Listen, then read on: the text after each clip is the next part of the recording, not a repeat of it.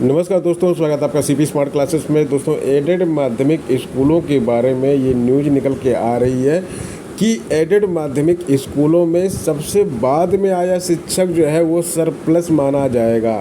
अशासकीय सहायता प्राप्त एडेड माध्यमिक स्कूलों में सरप्लस शिक्षकों के निर्धारण की प्रक्रिया तय कर दी गई है। माध्यमिक शिक्षा विभाग द्वारा एडेड स्कूल में सबसे बाद में भर्ती या फिर दूसरे स्कूल से ट्रांसफ़र होकर आए शिक्षक को सरप्लस माना जाएगा। जो सरप्लस शिक्षकों को इधर से उधर शिफ्ट करने की बात चल रही थी, उसमें इस तरह से गणना की जाएगी कि किसी विद्यालय में जो सबसे बाद में आएगा शिक्षक वही सरप्लस माना जाएगा, चाहे वो माध्यमिक शिक्षा बोर्ड से चयन होकर आएगा या फिर ट्रांसफ़र होकर आएगा, और उसी का फिर दोबारा ट्रांसफ़र किया जाएगा। इसी शिक्षक का पद समाप्त किया जाएगा। अगर स्थानांतरण संभव नहीं है तो विद्यालय की भावी रिक्तियों में इन्हें समायोजित किया जाएगा। जैसे कि किसी विद्यालय में 2021 की जो वैकेंसी है उसमें कोई शिक्षक आया हुआ है और ये लास्ट में आया हुआ शिक्षक है, इसके अलावा और भी पुराने शिक्षक हैं, ये सारे पुराने शिक्षक हैं।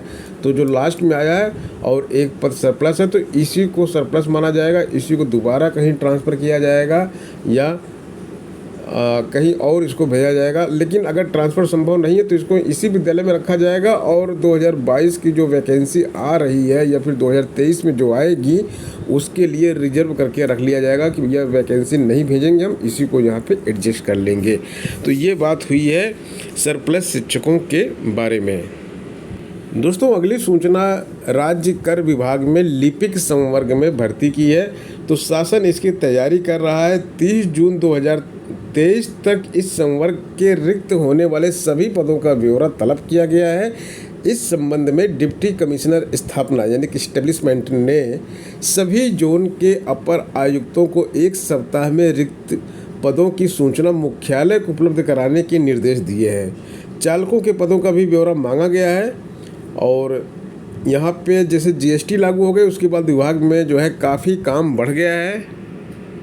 इससे जो है लिपिकीय संवर्ग सहित अन्य अराजपत्रित श्रेणी के कर्मचारियों की संख्या काफ़ी कम हो गई है। पहले से भी विभाग में लिपिकीय संवर्ग के 245 से अधिक पद रिक्त थे। अब पदों की संख्या और आएगी तो सब मिला के एक ये नई भर्ती जो है आपको देखने को मिलेगी। इसमें कौन कौन से पद होंगे? सहायक ग्रेड 1 होगा, सहायक ग्रेड 2 होगा, आशुलिपिक होगा, कंप्यूटर ऑपरेटर होगा। कंप्यूटर ऑपरेटर के 2 पद होते हैं, एक ग्रेड ए एक ग्रेड बी। इसके अतिरिक्त वाहन चालकों के विशेष ग्रेड के पद होते हैं, 1 2 3 4 ग्रेड के पद भी इसमें शामिल होते हैं। तो ये भर्ती जो है जल्द ही आपको देखने को मिलेगी।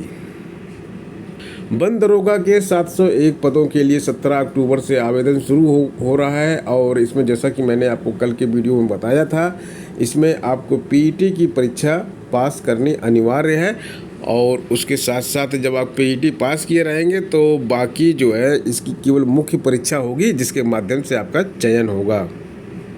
आवेदन शुल्क इसके लिए केवल 25 रुपये रखा गया है और 21 से 40 की आयु रखी गई है। अन्य रिजर्व कैटेगरी कैंडिडेट के लिए 288 पद हैं, अनुसूचित जाति के लिए 160, अनुसूचित जनजाति के लिए 20, अन्य पिछड़ा वर्ग के लिए 163 और ईडब्ल्यूएस के कोटे के जो पद हैं वो 70 हैं। और इसमें सबसे अच्छी जो बात है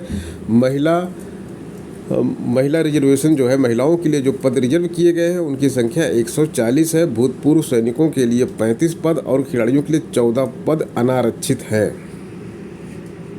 एक और खबर आप लोगों के लिए काफ़ी इम्पॉर्टेंट है कि स्कूलों में कक्षा 1 से लेकर 12वीं तक के लिए कला विषय की शिक्षा अनिवार्य की जा रही है। और जब ये शिक्षा अनिवार्य की जाएगी तो जाहिर सी बात है कि कला विषय के शिक्षकों की मांग बढ़ जाएगी। तो जो छात्र कला विषय से शिक्षक बनना चाहते हैं वो कम से कम 2 क्वालिफ़िकेशन करें।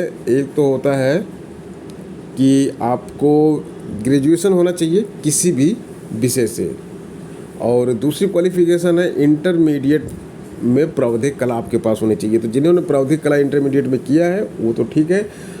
जिन छात्रों ने प्रावधिक कला नहीं किया है, इंटर के फॉर्म जब भरे जाते हैं प्राइवेट फॉर्म भर दीजिए एक विषय से, प्रावधिक कला से केवल, और वो परीक्षा पास कर लीजिए तो आप कला विषय के शिक्षक बनने के योग्य हो जाएंगे। क्योंकि इसमें ना तो बीएड मांगता है, ना तो बीटीसी मांगता है, ना तो टेट मांगता है, ना तो सीटेट मांगता है। तो बड़े आसानी से आप कला विषय के शिक्षक बन सकते हैं।